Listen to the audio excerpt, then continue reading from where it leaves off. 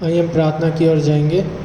धन्यवाद देते प्रभु जी इस दिन के लिए। प्रभु जी आपने हमको समय दिया कि परमेश्वर पिता की आपके उपस्थिति में परमेश्वर पिता फिर से बैठ सके। प्रभु मैं प्रार्थना करता हूँ परमेश्वर पिता इस वचन के लिए। परमेश्वर पिता जो भी आज वचन बोला जाएगा, जो भी प्रोफेसी होगी प्रभु जी आपके हाथों में देता हूँ। परमेश्वर पिता जितने भी लोग ऑनलाइन देख रहे हैं परमेश्वर पिता सबको आशीषित करिए। परमेश्वर पिता हमारे मनों को तैयार कीजिए कि आपके वचनों को सुन सके। सारा जलाल आपको देते इस छोटी सी विनती प्रभु यीशु के नाम से मांगते हैं, आमीन। Hallelujah, praise the Lord. आज परमेश्वर ने जो वचन को दिया है मैं आपके बीच में बांटने जा रही हूँ। इसे ध्यान से सुनिएगा और मेरे साथ निकालते जाइएगा। एक डायरी लेके बैठिए और वचन को लिखते जाइए, बाद में उसको मनन करिएगा। मेरे साथ निकालेंगे आमोस 4:10,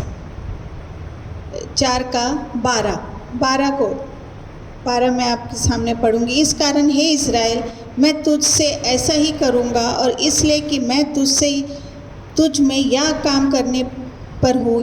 हे इज़राइल, अपने परमेश्वर के सामने आने के लिए तैयार हो जा। आज मैं जो पर्टिकुलर आपके बीच में जो परमेश्वर का वचन को लेकर आई हूँ वो ये है, अपने परमेश्वर के सामने आने के लिए क्या हो जाना है, हमको तैयार हो जाना है। आज आपके बीच में मैं तैयारी की बातों को बताने जा रही हूँ। हर इंसान को किसी के सामने जाने के लिए कुछ ना कुछ तैयारी करनी पड़ती है। बच्चे सुबह उठकर स्कूल जाने के लिए तैयार होते हैं, उनको बराबर तैयार होना पड़ता है, नहीं तो मास्टर क्या करेगा, उनको डंडा मारेगा अगर वो अच्छे से तैयार नहीं हो। बड़े लोग ऑफिस जाने के लिए तैयार होते हैं। जितने बड़े अधिकारी मिलना हो, हम उतना अच्छा क्या होते हैं, उतना अच्छा ज़्यादा तैयार होते हैं। तैयारी की ज़रूरत हमको पड़ती है। पर दुनिया में सबसे बड़ा अधिकारी परमेश्वर है, वो सारी पृथ्वी का मालिक है। फिर उसके सामने जाने के लिए, उससे मिलने के लिए हमें बहुत क्या करना पड़ेगा। इन दिनों में बहुत बड़ी तैयारी की ज़रूरत है। अब हमको तैयार होना चालू कर देना है। मैं एक कहानी बताती हूँ आपको। एक राजा था, उसके दरबार में एक आदमी ने बड़ी मूर्खता का काम किया, इसलिए उसने उसको अपने राज्य का सबसे बड़ा मूर्ख कहकर दरबार से निकाल दिया और उसके हाथ में एक छोटा सा झंडा दिया और कहा कि अगर तुमसे भी बड़ा कोई मूर्ख मिले तो इस झंडा को उसको दे देना। और क्या किया है, और झंडा को दे दिया और कहा कि मुझे आकर पर ज़रूर बताना कि तुमसे भी बड़ा कोई मूर्ख मिला है कि नहीं मिला, और जिसको भी तुम दिए हो। इसके बाद कुछ दिन गुजर गए, पर एक दिन राजा सख्त बीमार हो गया और डॉक्टर ने जवाब दे दिया और कहा, राजा साहब आप मर जाने वाले हैं। जब राजा ने ये सुना तो उसको बहुत दुख हुआ और उसने सोचा कि इससे पहले मैं ये संसार छोड़ूं, सबसे क्या कर दूं, सबसे पहले मेल मिलाप कर लूं। और उसने अपने सब मिलने जुलने वालों से प्रेम से कहा, मैं अब क्या करने वाला हूँ, मैं अब ये दुनिया छोड़कर जा रहा हूँ। अगर अभी भी मुझसे कोई गलती हुई तो मुझे माफ़ कर दो। फिर उसने याद आया, फिर उसको राजा को सबसे तो माफ़ी मांग लिया, लेकिन उसको राजा को याद आया कि एक आदमी को मैंने सबसे बड़ा मूर्ख कहकर दरबार से निकाल दिया था। तब उसने आज्ञा दी कि उसको भी बुला लाओ मेरे पास। राजा का हुक्म पर उसको भी राजा के सामने हाजिर किया गया। तब राजा उससे कहने लगा, देखो हम बहुत दूर देश जा रहे हैं, सूरज चांद सितारों से भी आगे एक संसार है और हम वहाँ जा रहे हैं। वो उसको बताने लगा, राजा वो मूर्ख आदमी को, एक संसार जा रहे हैं जहाँ सूरज चांद सितारों से भी दूर एक संसार है, मैं वहाँ जा रहा हूँ और फिर लौट कर कभी नहीं आऊँगा। इसलिए हमने सोचा कि जाते जाते तो तुमसे भी क्या कर ले, तुमसे भी मुलाकात कर ले और अब तुम फिर से दरबार में रहना। जो कुछ मैंने तुमसे भला बुरा कहा था उसको भूल जाना। तब ये मूर्ख राजा से कहने लगा, साहब आप तो बहुत दूर जा रहे हैं, सूरज चांद सितारे से भी आगे जा रहे हैं, बहुत लंबा सफ़र है। तो राजा साहब आपने इस लंबे सफ़र की तो बहुत बड़ी क्या करा होगा, तैयारी की होगी। क्या आपने तैयारी की? तब राजा जवाब देता है कि मैं इस संसार में बहुत ज़्यादा फंसा रहा और तैयारी करने का मुझे समय ही नहीं मिला। फिर इस मूर्ख ने कहा कि आप मुझसे भी बड़े क्या हो? मूर्ख हैं। इस मूर्ख ने कहा, मैं तो छोटे से सफ़र की भी तैयारी करता हूँ, पर आपने इतने बड़े सफ़र की तैयारी नहीं की। मैं ये झंडा मैं आपको देता हूँ। हालेलुया। आप कहानी समझ रहे होंगे। आप इस राज्य के सबसे बड़े मूर्ख हैं। और राजा ने इस बात को मान लिया और क्या हुआ? मर गया। आज ध्यान से सुनिए, आज जो मैं बोलने जा रही हूँ, आज जिसने भी परमेश्वर से मिलने की तैयारी नहीं की है वो सबसे बड़ा मूर्ख है। यही सवाल आज हम सबके सामने है। हर इंसान के मुंह में एक ही आवाज़ निकलती है कि मेरे पास परमेश्वर के लिए समय नहीं है। और ये सबसे बड़ा झूठ है। ये सबसे बड़ा झूठ है। दुनिया में दो ही चीज़ है। ये पहली चीज़ है ये संसार, और दूसरी चीज़ इस संसार को बनाने वाला परमेश्वर। हालेलुया। ये दुनिया हमें छोड़नी है, फिर सदा जिंदा रहने वाले परमेश्वर के पास हमेशा के लिए जाना है हमको। अगर इस ज़मीन पर रहते हुए हमारी तैयारी नहीं हुई तो फिर हमको नरक में जाना पड़ेगा। नरक में ही अगर हम तैयार नहीं हुए तो हमको नरक में जाना पड़ेगा। इसे नरक से बचने के लिए अभी हमको तैयार होना है, मरने के बाद नहीं। मरने के बाद तैयार नहीं होना है, जिंदा रहते हुए हमको तैयार होना है। हालेलुया। एक बच्चा माँ के गर्भ में तैयार होता है। ये बच्चा जन्म से पहले तैयार नहीं होता। हाँ, जन्म से पहले तैयार होता है, जन्म के बाद नहीं होता। ये बच्चा 9 महीना क्या करता है? अपनी माँ के पेट में जन्म से पहले तैयार होता है, जन्म के बाद तैयार नहीं होता। अगर बच्चा अंधा पैदा हो गया हो तो फिर ज़मीन पर ज़िंदगी भर अंधा ही रहेगा, क्योंकि जहाँ उसको बनना था वहाँ वो नहीं बना। इसी तरह हमको इस ज़मीन पर रहते हुए परमेश्वर से मिलने को तैयार होना है। इसी तरह जैसा परमेश्वर चाहता है वैसा हमको तैयार होना है। हालेलुया। स्वर्ग में नहीं होना है, इसी जमीन में होना है। यीशु ने इस पृथ्वी पर हमारे लिए जान दी, स्वर्ग में नहीं। मरकुस 2:10 में हम पढ़ते हैं, मैं पढ़ते जा रही हूँ। मरकुस 2:10 में लिखा है, परंतु जिससे तुम जान लो कि मनुष्य के पुत्र को पृथ्वी पर पाप क्षमा करने का अधिकार है। हालेलुया। यीशु को इस पृथ्वी पर पाप क्षमा करने का अधिकार है, स्वर्ग में नहीं। स्वर्ग में नहीं। एक आदमी ने नरक में से आवाज़ लगाई और कहा, हे परमेश्वर, मुझे 1 मिनट के लिए कहाँ भेज दे? ज़मीन पर भेज दे। 1 मिनट के लिए ज़मीन पर भेज दे। परमेश्वर ने कहा, 1 मिनट में तो तू क्या करेगा? हाँ, उसने कहा, मैं अपने पापों की माफ़ी मांगूंगा और यीशु के लहू के द्वारा पवित्र हो जाऊंगा और फिर स्वर्ग में आ जाऊंगा, क्योंकि पृथ्वी पर यीशु के लहू के क्या है? सब पापों से शुद्ध करता है। यीशु क्या करता है? इस पृथ्वी पर ही उसके लहू से सब पापों की माफ़ी है। हालेलुया।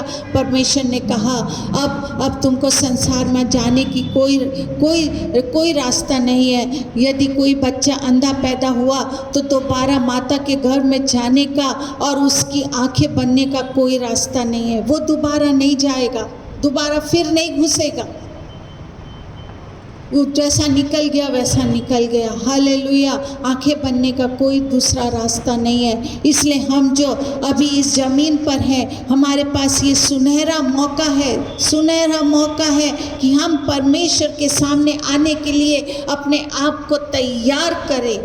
आप अच्छे से जानते हैं कि हालेलुया, हर तैयारी में खर्चा होता है। हर तैयारी में जो भी आप तैयारी करते हो उसमें खर्चा होता है, छोटी तैयारी में छोटा खर्चा होता है, तैयारी में बड़ी तैयारी में बड़ा खर्चा होता है, आत्मिक तैयारी में कोई खर्चा नहीं होता। हाँ, आप अच्छे से जानते, हर तैयारी में खर्चा होता है। अभी बीच में हमारे चर्च में इंगेजमेंट हुई, दोनों की छोटी तैयारी हुई तो छोटा खर्चा, अभी शादी आएगी तो बड़ा खर्चा, लेकिन आत्मिक बातों में, आत्मिक तैयारी में कोई खर्चा नहीं होता। ये मुफ्त है, इसमें हमको केवल समय यीशु को देना है। हालेलुया। भजन संहिता 73 का 1 को हम पढ़ते हैं। सचमुच इज़राइल के लिए अर्थात शुद्ध मन वालों के लिए परमेश्वर भला है। Hallelujah, hallelujah. ये तैयारी इज़राइलियों को करनी है, और इज़राइल का मतलब शुद्ध मन वाला है। इज़राइल का मतलब शुद्ध मन वाला है। जो इज़राइल में रहते हैं वो परमेश्वर की नज़र में इज़राइली नहीं है, लेकिन जिसके मन शुद्ध हैं वो उसकी नज़र में इज़राइली है। वो यीशु की नज़र में क्या है? इज़राइली है। इब्रानियों 9 का 14 में हम पढ़ते हैं। इब्रानी 9 का 14, मसीह का लहू जिसने अपने आप का सनातन आत्मा के द्वारा परमेश्वर के सामने निर्दोष चढ़ाया, तुम्हारे विवेक को मरे हुए कामों से क्यों न शुद्ध करेगा, ताकि तुम जीवते परमेश्वर की सेवा करो। हालेलुया। इब्रानियों 9 का 14 में ऐसा लिखा है। हालेलुया। सचमुच कोई माने या ना माने, हम लोग सच्चे इज़राइली हैं, क्योंकि हमारे मन यीशु के लहू से शुद्ध हुआ है। हमारा जो मन है वो यीशु के लहू से शुद्ध हुआ है। बाइबल कहती है धन्य है वे जिनके मन क्या है? शुद्ध है, क्योंकि वो परमेश्वर को देखेंगे। स्वर्ग जाने की तैयारी का मतलब मनों को शुद्ध करना है। स्वर्ग जाने की तैयारी का मतलब है मनों को क्या करना है? शुद्ध करना है। आज हमारे मनों का क्या हाल है? कोई किसी के मन के बारे में कुछ नहीं जानता। हमारा बोलना, सुनना, देखना, चलना सब कुछ दिखाई देता है, पर मन दिखाई नहीं देता। इसलिए इसके अंदर के विचार भी किसी को पता भी नहीं लगते। लेकिन यिर्मयाह 17 का 10 में हम पढ़ते हैं,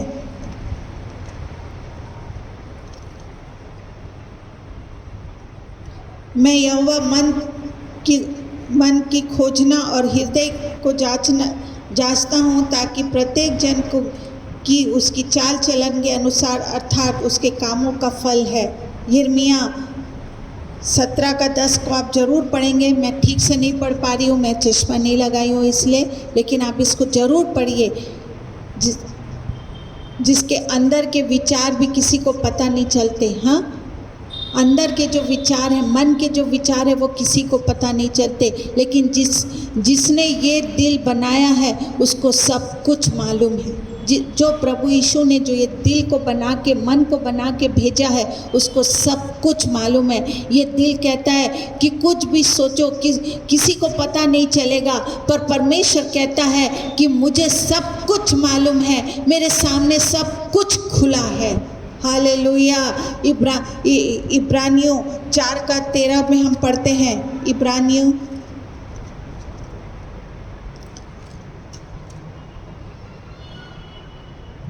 सृष्टि की कोई वस्तु उससे छिपी नहीं है, वरन जिससे हमें काम है उसकी आंखों के सामने सब वस्तु खुली हुई और प्रकट है। हालेलुया। दुनिया की, स्वर्ग की, समुद्र की कोई भी चीज़ उससे छुपी नहीं है, और केवल हमको उसी से अपना रिश्ता ठीक करने की क्या है? ज़रूरत है। यीशु से ही हमारे रिश्ते को ठीक करने की ज़रूरत है। आज हम संसार को खुश करने में लगे हैं। ये दुनिया आखिर में हमें क्या देगी? सब उठाकर हमको क्या करते हैं? 6 फीट गड्ढे में फेंक देते हैं और ऊपर से मिट्टी डाल देंगे। यही हाल हमारा मरने के बाद होने वाला है।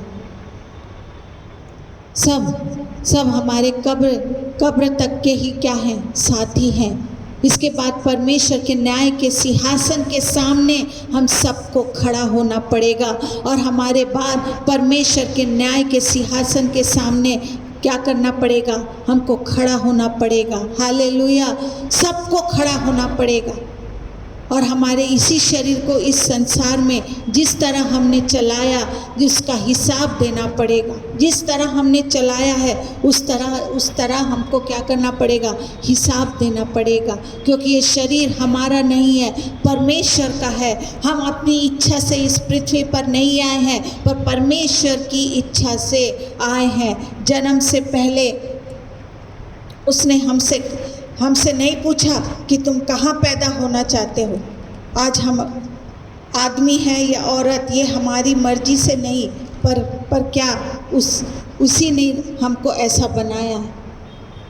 हम अपनी मर्जी से पैदा नहीं हुए हैं, यीशु ने हमको हम आदमी हैं कि औरत कैसे बनेंगे उससे पूछ के नहीं, यीशु ने हमको बना के इस पृथ्वी पर बना के भेजा है। अब ये जो हमारा शरीर है, इसको इस पृथ्वी पर इसकी इच्छा पूरी करने की ज़रूरी नहीं है।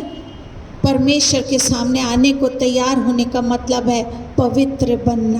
ध्यान से सुनिए, अब ये जो हमारा शरीर है, इसको इस पृथ्वी पर उसकी इच्छा पूरी करना ज़रूरी नहीं है, पूरी करना ज़रूरी है। परमेश्वर के सामने आने को तैयार होने का मतलब है पवित्र बनना। पवित्र बनना, क्या हम पवित्र हैं? ये एक सवाल है, क्योंकि परमेश्वर क्या है, पवित्र है। और उस पवित्र परमेश्वर के साथ स्वर्ग में हमेशा हमेशा साथ रहना है। हमको हमेशा हमेशा साथ रहना है। पहला कोरिन्थी 3:16 में आप लिखते जाएंगे। मेरे को पढ़ाने का समय नहीं है।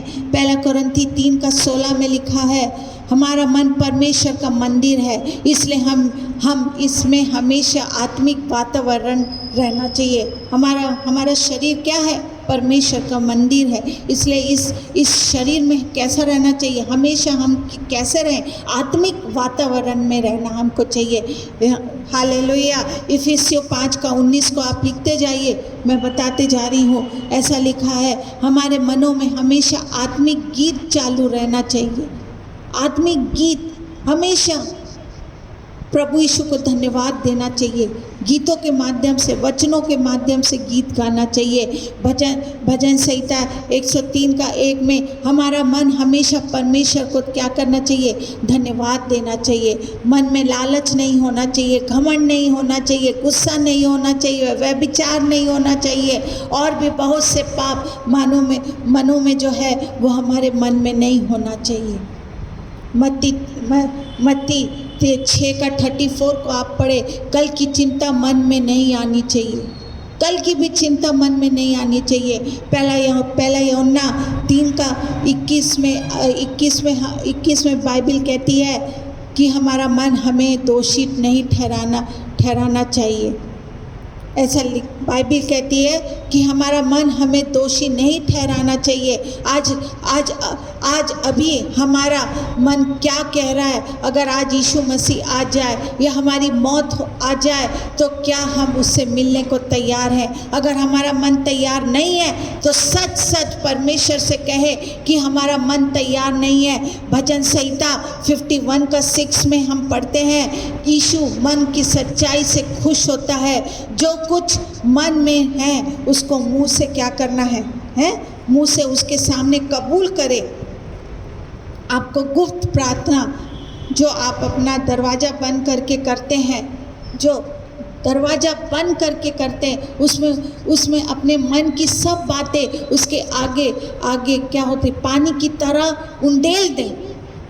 विलाप गीत 2:19 में हम पढ़ते हैं, अपना दिल यीशु के सामने खोल दे। विलाप गीत में ऐसा लिखा है, पानी की तरह उंडेल दे। जब आप दरवाज़ा बंद करके आप प्रार्थना करते हैं तो क्या करें, सब पूरे अपने पाप को यीशु के सामने धो दे।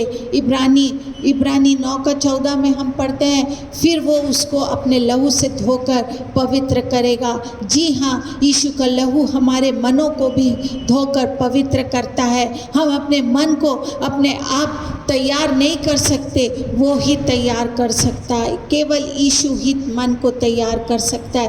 केवल हमारी ये इच्छा होनी चाहिए कि हमारा मन हर समय उसके आगमन के लिए तैयार रहे, यीशु के आगमन के लिए क्या रहे, तैयार रहे। याद रखे, जो कुंवारियाँ तैयार थी वो दूल्हे के साथ ब्याह के घर में चली गई। इसके बाद दरवाज़ा बंद हो गया। इससे पहले कि दरवाज़ा बंद हो जाए, हमें तैयार होना है। नूह के जहाज का दरवाज़ा बंद हो गया, फिर कोई अंदर नहीं जा सका। नूह के भी दरवाजे के लिए हम पढ़ते हैं कि वो दरवाज़ा बंद हुआ तो फिर कोई अंदर नहीं जा सका। आज दरवाज़ा ध्यान से सुनिए, आज दरवाज़ा खुला है, सब अंदर आ सकते हैं। सब यीशु के लहू के द्वारा मुफ्त में तैयार हो सकते हैं। लेकिन शायद कल ये दरवाज़ा बंद हो जाए, कल ये दरवाज़ा बंद हो जाए। धनवान को इस संसार में तैयार होने को बहुत समय मिला, लेकिन ज़्यादा धन कमाने के चक्कर में वो तैयार नहीं हुआ। धनवान जो आदमी था, बैजनी वस्त्र पहनता था, उसको बहुत समय मिला, लेकिन वो क्या किया है, धन कमाने के चक्कर में क्या नहीं कर पाया, अपना तैयार नहीं हो पाया। उसके पास एक ही बात हमेशा होगी कि मेरे पास परमेश्वर के लिए समय नहीं है, वो एक ही बात कहता होगा और वो नरक में चला गया। लाजर नाम का भिखारी अपना सारा समय आत्मिक तैयारी में लगाता होगा, क्योंकि उसको मालूम होगा कि मैं यहाँ तो धनवान नहीं बन सकता, पर स्वर्ग में धन मुफ्त में मिलता है, उसको ले सकता हूँ। और सचमुच उसने उस स्वर्ग के धन को प्राप्त कर लिया। उसने क्या कर लिया, स्वर्ग के धन को प्राप्त कर लिया। हालेलुया। मैं ऐसा सोचती हूँ कि अगर धनवान अपना मन धन से हटा ले और ये भेद समझ जाए कि वो खाली हाथ आया और खाली हाथ जाएगा, यहाँ का सब कुछ यहीं रह जाएगा, और अपना मन स्वर्ग जाने के लिए तैयार कर ले, तो वो ज़रूर न्याय के दिन नरक जाने से बच जाएगा। अगर प्रभु ने आपको इस संसार में धन दिया है तो उसको भूल जाओ और प्रभु में अपना आत्मिक जीवन तैयार करने में लग जाओ। फिर आपको धन से ज़्यादा प्रभु में आनंद आएगा, और ये आनंद सदा काल का रहेगा। ये आनंद सदा काल का रहेगा। आज इंसान को मरने के बाद के जीवन पर विश्वास नहीं है, इसलिए वो रात दिन संसार में फंसा रहता है। वो ये सब को अच्छी तरह मालूम है, सबको अच्छी तरह मालूम कि हम एक दिन मर जाएंगे, सबको मालूम है। लेकिन इसके बाद का विश्वास, पर इसके बाद एक दिन मर जाएंगे वो सबको मालूम है, लेकिन इसके बाद का विश्वास नहीं है किसी को भी। पर हम जो मसीह हैं, हमारा दूसरा नाम विश्वासी है। Hallelujah, hallelujah. हम परमेश्वर पर विश्वास करते हैं, पवित्र आत्मा पर विश्वास करते हैं, नरक पर विश्वास करते हैं, स्वर्ग पर विश्वास करते हैं, और यीशु के लहू पर विश्वास करते हैं। हमारे मन यीशु के लहू के द्वारा शुद्ध है, और हम परमेश्वर के सामने आने को तैयार हैं, उसके सामने जाने को भी तैयार है। हम यीशु मसीह की दुल्हन है, और यीशु हमको लेने आने वाला है। बाइबिल कहती है कि दुल्हन ने अपने आप को तैयार किया है। हमारा दूल्हा यीशु मसीह तैयार है, वो बिल्कुल पवित्र है। हमको तैयार होना है और उसके बराबर पवित्र होना है। ये काम हम नहीं कर सकते, केवल यीशु का लहू कर सकता है। ये काम आप अपने मन से नहीं कर सकते, ये केवल यीशु का लहू कर सकता है। उसके लहू को पुकारे और उसके द्वारा पवित्र बनकर उससे मिलने को हर समय तैयार रहो। यीशु मसीह का आगमन क्या है, कभी भी हो सकता है। हमारी मौत कभी भी हो सकती है, इसलिए अपने परमेश्वर से मिलने के लिए हर समय तैयार रहना ज़रूरी है। सब काम छोड़कर सबसे पहले ये काम करो। प्रभु आपको हर समय पूरी रीति से तैयार करने की शक्ति दे। ये परमेश्वर का वचन था, क्योंकि हम अंत के दिनों में रह रहे। तैयार होना बहुत ज़रूरी है, बहुत ज़रूरी है तैयार होना। मैं प्रार्थना कर रही हूँ जो अभी तक के तैयार नहीं हुआ है, उनको लग रहा है कि अरे हैं धनवान आदमी के जैसे कि अभी बहुत समय है, समय बहुत निकट है। हम तैयार होएं, अपने आप को यीशु के लहू के द्वारा, ये मुफ्त में है, यीशु के लहू से अपने आप को अपने बाल से पैर तक शुद्ध कर ले, अपने विचार को शुद्ध कर ले। मैं आपके लिए आत्मिक बात के लिए आज प्रार्थना करने जा रही हूँ। प्रभु मैं धन्यवाद देती हूँ परमेश्वर। प्रभु आज जो भी तैयार नहीं है, अभी भी संसार में फंसे हुए हैं और कह रहे हैं अभी परमेश्वर का आना बहुत देरी है, प्रभु उनके लिए मैं प्रार्थना कर रही हूँ। वो प्रभु यीशु आपके नरक जाने से वो बच जाए परमेश्वर। उनके लिए उनको विश्वास दिला। एक दुनिया और भी है, एक संसार और भी है जहाँ हमको जाना है, बहुत जल्दी है, क्योंकि आपका आना बहुत निकट है प्रभु यीशु। उनके मनों को परमेश्वर संसार की बातों से हटाकर प्रभु यीशु आत्मिक बातों में ध्यान लगाने वाले हो सके परमेश्वर। वो केवल संसार में धन कमाने वाले दुनियादारी में ना फंसे रहे प्रभु, पर आपकी बात को जोते रहे परमेश्वर। प्रभु ऐसी सहायता करिए। एक और मैं प्रार्थना करने जा रही हूँ, आपसे निवेदन है, इन दिनों में आप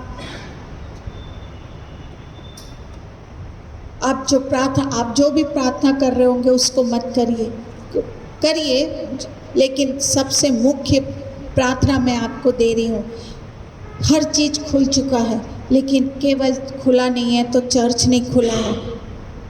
हम प्रार्थना करिए, कोरोना तो जाने से रहा, हम प्रार्थना करें कि प्रभु यीशु अब चर्च को खोलिए और ये तीसरी लहर नहीं आनी चाहिए, ताकि हम खुलेआम प्रभु यीशु की सेवा को कर सके। ये रोज की प्रार्थना हो हमारी। Praise the Lord.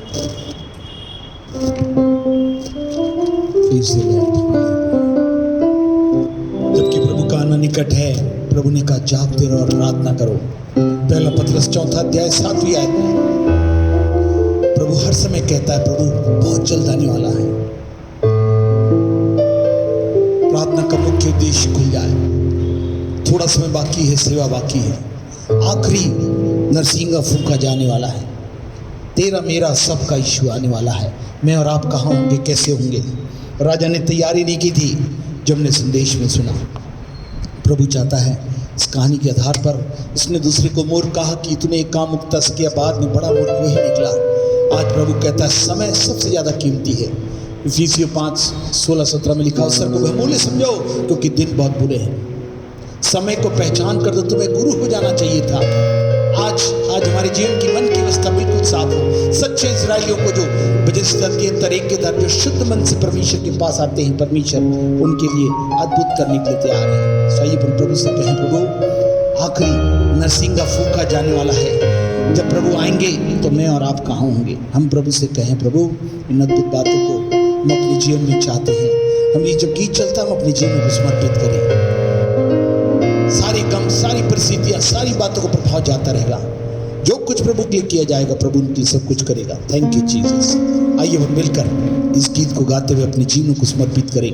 कहें, प्रभु आपका आना बहुत निकट है। आपने पुनः हमें बता दिया है, आमोस 4:12 के आधार पर अपने आप को तैयार कर दो, उसके आने का समय है। कितने लोग तैयार हैं? हो जाए तैयार बहुत जल्दी से, क्योंकि प्रभु आने वाला है। हमने गीत में गा करके देखो देखो कोई आ रहा है, कैसा जलवा मसीह आ रहा है। ये अभिप्राय जो मेरे और आपके लिए बहुत ही आवश्यक है। राज करने, न्याय करने, मेरे को और आपको लेने, अधूला बनकर आने, ऐसे बहुत से अभिप्रायों के साथ धन्य और जीवित और उत्तम आशा परमेश्वर ने दी है। आइए हम अपने जीवन को समर्पित करें। यस, आप फूंका जाने वाला है।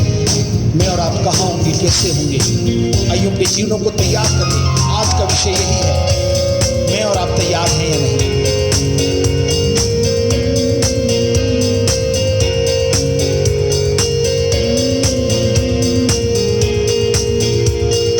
आखिरी नरसिंगा फूंका जाने वाला है। तेरा मेरा सबका यीशु आने वाला है। आखिरी नरसिंगा फूंका जाने वाला है। तेरा मेरा सबका यीशु आने वाला है।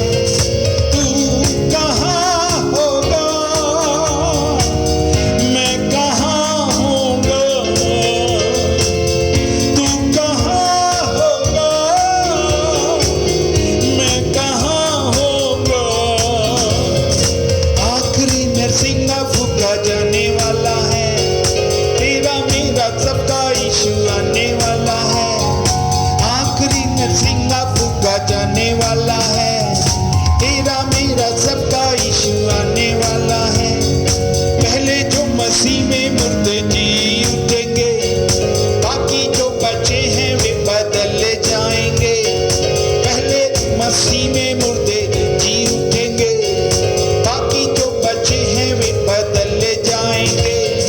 कल पर में यह देखो सब कुछ होने वाला है, कल पर में यह देखो सब कुछ होने वाला है। तू कहाँ होगा, मैं कहाँ रहूँगा, तू कहाँ होगा, मैं कहाँ रहूँगा। आखिरी नरसिंगा फूका जाने वाला है, तेरा मेरा सबका यीशु आने वाला है। आखिरी नरसिंगा फूका जाने वाला है, तेरा मेरा सबका यीशु आने वाला है। तेरे दिल के सारे गम बदल जाएंगे, बीत गए जो लम्हे तेरे साथ न आएंगे। तेरे दिल के सारे गम बढ़ते जाएंगे, बीत गए जो लम्हे तेरे पास न आएंगे। दुनिया में तू तन्हा ही रह जाने वाला है, दुनिया में तू तन्हा ही रह जाने वाला है। तू कहाँ होगा, मैं कहाँ रहूँगा, तू कहाँ होगा, मैं कहाँ रहूँगा। आखिरी नरसिंगा फूका जाने वाला है, तेरा मेरा सबका यीशु आने वाला है। आखिरी नरसिंगा फूका जाने वाला है, तेरा मेरा सबका यीशु आने वाला है। तू कहाँ होगा, मैं कहाँ रहूँगा, तू कहाँ होगा, मैं कहाँ रहूँगा। तेरी दौलत तेरी शौहरत काम न आएगी, तेरी दौलत तेरी शौहरत काम न आएगी। ये सब चीजें प्यारे तेरे साथ न जाएंगी, ये सब चीजें प्यारे तेरे साथ न जाएंगी। सब चीजों का खात्मा जल्दी होने वाला है, सब चीजों का खात्मा जल्दी होने वाला है। तू कहाँ होगा, मैं कहाँ रहूँगा, तू कहाँ होगा, मैं कहाँ रहूँगा। आखिरी नरसिंगा फूका जाने वाला है, तेरा मेरा सबका यीशु आने वाला है। आखिरी नरसिंगा फूका जाने वाला है, तेरा मेरा सबका यीशु आने वाला है। तू कहाँ होगा, मैं कहाँ रहूँगा, तू कहाँ होगा, मैं कहाँ रहूँगा।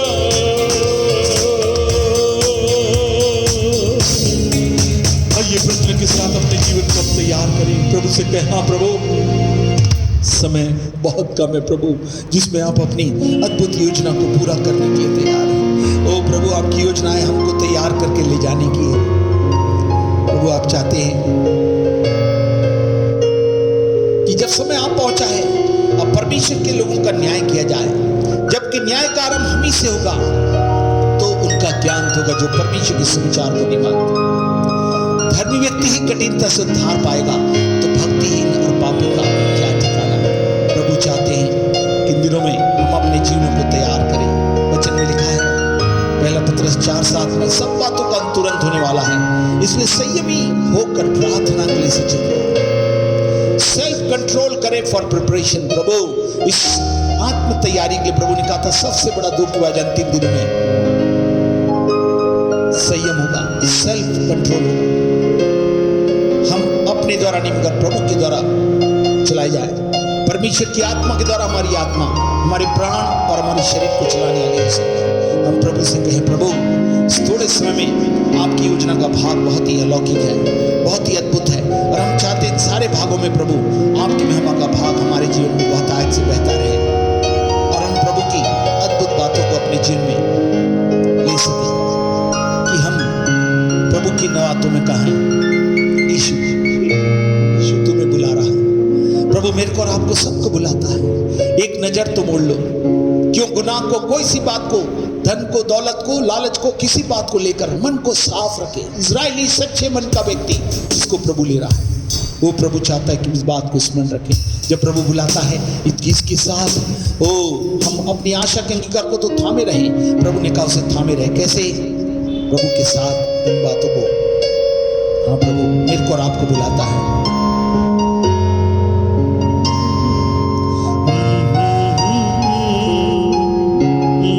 जब प्रार्थना कर रहे हैं इन गीत को, यीशु तुम्हें बुला रहा, एक नजर तो मोड़ लो, क्यों ये गुनाह लिए चले, इनको यहीं पर छोड़ दो। यीशु तुम्हें बुला रहा, एक नजर तो मोड़ लो, क्यों ये गुनाह लिए चले, इनको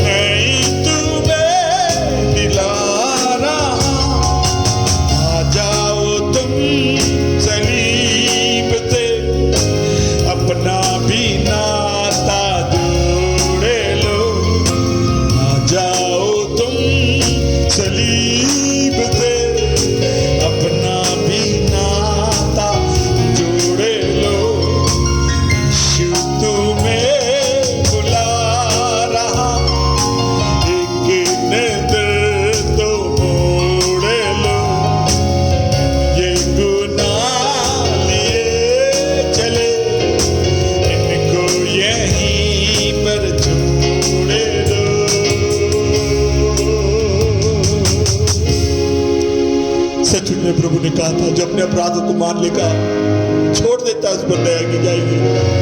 प्रभु दया में हमको जीवन दिया हुआ है और उसकी करुणा में प्रतिदिन नई बना रही है, पिता से नई जिंदगी दिला रही है। आज भी प्रभु यीशु मसीह में पवित्र आत्मा हर समय हमारे लिए मिलकर प्रार्थना कर रहे हैं, पवित्र आत्मा नए जीवन के कार्य को हमारे और आपके जीवन में प्रवाहित करने के लिए। मगर ये उसी दशा में होगा जब अपने पाप और अपराधों को मान ले, अपने मन को साफ कर ले, कहे प्रभु मैंने अपने आप को तैयार नहीं किया, मैं अपने जीवन को तैयार करके आपसे मिलना चाहता हूं। आपका नाम बहुत निकट है प्रभु, मुझ पर अनुग्रह करिए कि मैं आपसे मिलने के लिए तैयार हो सकूं प्रभु। मैं अपने जीवन को तैयार करके प्रभु से कह सकूं हाँ प्रभु आपका नाम बहुत निकट है, इसलिए मैं अपने आप को तैयार करना चाहता हूं, क्योंकि प्रभु का नाम बहुत निकट है। देखो देखो कोई आ रहा है। Thank you Jesus. वो प्रभु बहुत जल्दी आ रहे हैं। जब अपन गीत गाते हैं तो आप मान के चलिए हाँ प्रभु हमारे लिए अद्भुत कार्य को कर रहे हैं, और वो कर रहे हैं तो हम इन बातों को मानकर इस बात का अंगीकार कर ले हाँ प्रभु आपका नाम बहुत निकट है। जलवे के साथ, अद्भुत जलाल के साथ, महिमा के साथ, सामर्थ के साथ वो आने आ रहे हैं। ओ क्या हम प्रभु से मिलने के लिए तैयार हैं? कहें हाँ प्रभु आपका नाम निकट। हम इस बात का अंगीकार करते हुए जिन्होंने पश्चाताप किया, जिन्होंने लहू से अपने आप को धो दिया, जिन्होंने सच्चे इस्राएली के रूप में अपने जीवन में प्रवेश किया है, प्रभु कहता है मैं बहुत जल्दी, देखो देखो कोई आ रहा है।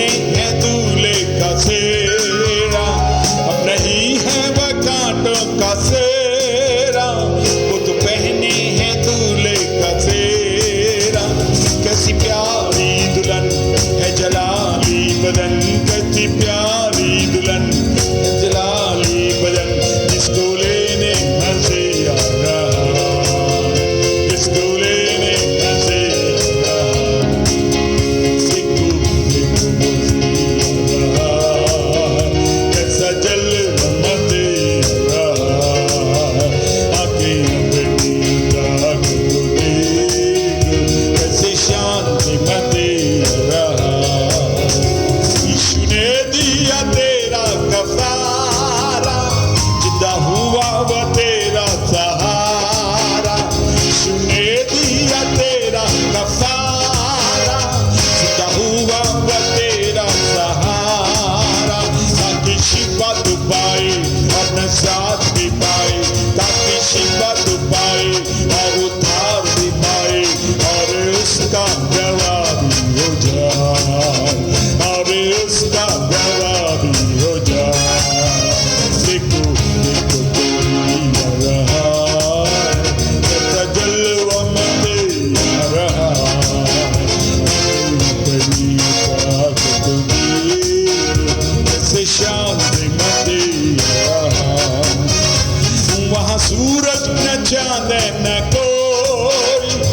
तो मुर्दे पड़े हैं न कोई, वहाँ सूरज न चांद न कोई, तो मुर्दे पड़े हैं न कोई। हम सब डरते हैं और कांपते हैं, हम सब डरते हैं और कांपते हैं। न्याय करने मसीह आ रहा, न्याय करने मसीह आ रहा। देखो देखो मसीह आ रहा, कैसा जलवा मसीह आ रहा। आके अपनी बात को देखो, कैसे शान से मसीह आ रहा। यह दुनिया हमारी मिटेगी, एक नई दुनिया फिर से बनेगी। यह दुनिया हमारी मिटेगी, एक नई दुनिया फिर से बनेगी। सब नया होगा, जग नया होगा, सब नया होगा, जग नया होगा। राज्य करने मसीह आ रहा, राज्य करने मसीह आ रहा। देखो देखो कोई आ रहा, कैसा जलवा मसीह आ रहा। आके अपनी ताकत को देखो, कैसे शान से मसीह आ रहा। सच में प्रभु का आना बहुत निकट है, यही हमारी जीवित आशा है। अब बीती हुई घटनाओं को स्मरण मत करो, न प्राचीन काल की बातों पर मन लगाओ। यशायाह 43वें अध्याय उसकी 18 और 19वीं आयत में कहता, देखो मैं एक नई बात करता हूं, वह अभी प्रकट होगी। ओ प्रभु अद्भुत रीति से इन बातों को प्रकट कर रहे हैं। और जब जितने लोगों ने पश्चाताप के साथ अपने जीवन में इन वाणियों को सुना है, प्रभु सब कुछ नया कर रहे हैं। सब नया होगा, जग नया होगा। उससे पहले हमको प्रभु नया कर रहा है, जिससे कि जो प्रभु मसीह हमको लेने आने वाले हैं, हम उनके साथ तैयारी के साथ जा सकें। बच्चा पहले तैयार हो जाता है। हम भी प्रभु में जन्माए तो गए हैं, आत्मा में प्रभु ये तैयारी के अवसर को वचन रूपी मार्गदर्शन में, प्रकाशन में, आत्मा के द्वारा एक नए स्वरूप को अपने जीवन में लेने के लिए जितने लोग जमा हुए हैं प्रभु, जितने लोगों ने समर्पण के साथ प्रार्थना करके गीतों गाकर इस सच्चाई का जो जीवित धन्य तमाशा हमारे विश्वास की आधारशिला है, उसके अंगीकार को थामे हुए हैं प्रभु, और सच्चे इस्राएली के रूप में अपने मन को साफ किया प्रभु, प्राचीन बातों को स्मरण नहीं किया, सबको क्षमा के साथ भुला दिया है। प्रभु बड़ा काम कर रहे हैं। मैं अंतिम प्रार्थना करने जा रहा हूँ।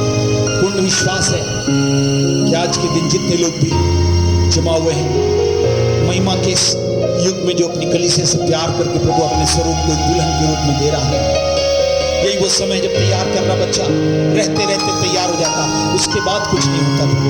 इन दिनों में ही सब प्रकार का परिवर्तन जो हमने सुना है, हमारा विश्वास है आज की इस प्रार्थना और समर्पण में प्रभु इस अद्भुत प्रक्रिया को आत्मा के प्रबल प्रभाव में अंगीकार और समर्पण के एवज परमेश्वर अद्भुत महिमा को प्रकट कर रहे हैं। हमारे जीवित परमेश्वर प्रभु यीशु के समर्थ्य नाम को चुमुक से पाते विद्या प्रार्थना करते जितने भक्तों ने आज के वचन के आधार पर अपने जीवन को वो पूर्णतः समर्पित किया है और माना है, और प्रभु इसका अंगीकार करते अपने जीवन में एक नए स्वरूप को चाहा है, वो सच्चे इस्राएली के रूप में वो पूर्ण पश्चाताप के साथ मानते हुए, छोड़ते हुए, दया को और प्रेम के समूह के उस आत्मा के प्रभाव को जो अपने स्वरूप बनाया जा रहा है, वो प्रभु अनुमति दी है यीशु के नाम से सब कुछ नया होने का। धन्यवाद प्रभु, आप अपनी प्रक्रिया को हमारे जीवन में संचालित कर रहे हैं। आप इन दिनों में उपस्थित, मौजूद और हमारे बीच में बह रहे हैं कि उन बातों को हमारे जीवन में संपादित करें, प्रज्वलित करें। वो दिखने वाली महिमा का समय प्रभु आपने हर एक विश्वासियों के लिए दे दिया है। एक मसीह, एक ऐसा विश्वासी जो हैवर्स है, जो मसीह को दिखाने वाला है, वो प्रक्रिया हमें से हर एक के जीवन से इन दिनों में चल पड़े। आपका अद्भुत महिमा का भाग इन वचनों के आधार पर, तैयारी के आधार पर जिन लोगों के जीवनों में संचारित हो गया है, सबके जीवन के द्वारा केवल आपको ही मिले और आपके मिलने के लिए हम तैयार किए। धन्यवाद प्रभु, आपने हमारी प्रार्थना सुनी। सराधन जलाल आपको देते और सबों के जीवन की आशीष की कामना करते हैं। विनती प्रभु यीशु के नाम से मांगते समय ग्रहण करें, आमीन। अब हमारे उद्धार करता प्रभु यीशु मसीह सेवा का हमारे साथ सभी लोग के साथ उपस्थित समर्पित हर एक सेवा के साथ आज से लेकर दोबारा आगमन तक होती रहे। आमीन आमीन आमीन। God bless you. प्रभु आशीष दे। हालेलुया। God bless you. God bless you. प्रभु आपका आशीष दे।